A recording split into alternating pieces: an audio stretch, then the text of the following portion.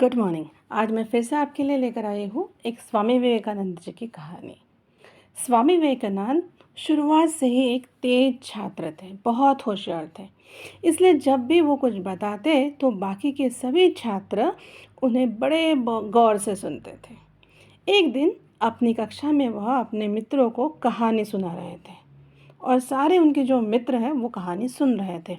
अब बच्चे ना इतने उस कहानी में ये हो गए थे, मगन हो गए थे कहानी सुनते-सुनते। तो क्या हुआ, उन्हें पता ही नहीं चला कि उनके अध्यापक ने कब कक्षा में आकर पढ़ाना शुरू कर दिया।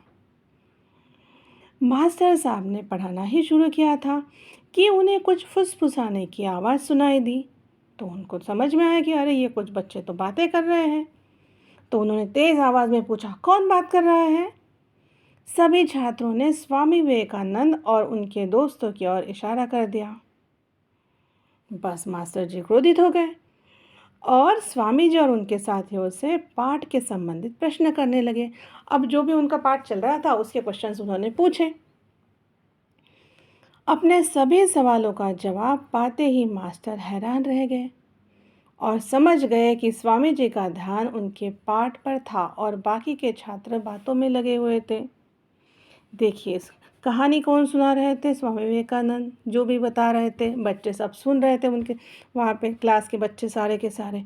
लेकिन फिर भी उनका ध्यान अपने टीचर जो पढ़ा रहे उसके ऊपर था। और जब टीचर ने क्वेश्चंस पूछे तो स्वामी विवेकानंद जी को हर क्वेश्चन का आंसर आया और उन्होंने हर एक आंसर का जवाब दिया।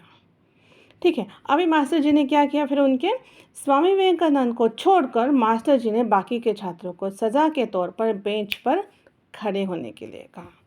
तो सभी छात्र बेंच पर खड़े हो गए। उनके साथ साथ स्वामी जी भी बेंच पर खड़े हो गए। तो मास्टर ने स्वामी विवेकानंद से कहा कि वो बैठ जाए। तो स्वामी जी ने क्या कहा कि नहीं सर, मुझे भी इनके साथ खड़ा होना होगा, क्योंकि वो मैं ही था जो इनसे बात कर रहा था।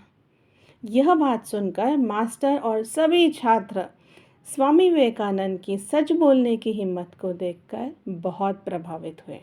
अभी देखिए, ये कितना एक छोटा सा किस्सा है उनके स्कूल जीवन में का। ठीक है, एक शालेय जीवन का एक किस्सा है और उसमें से हमें क्या सीख मिलती है कि भले ही परिस्थिति आपके हित में न हो, लेकिन आपको हमेशा सत्य का साथ देना चाहिए।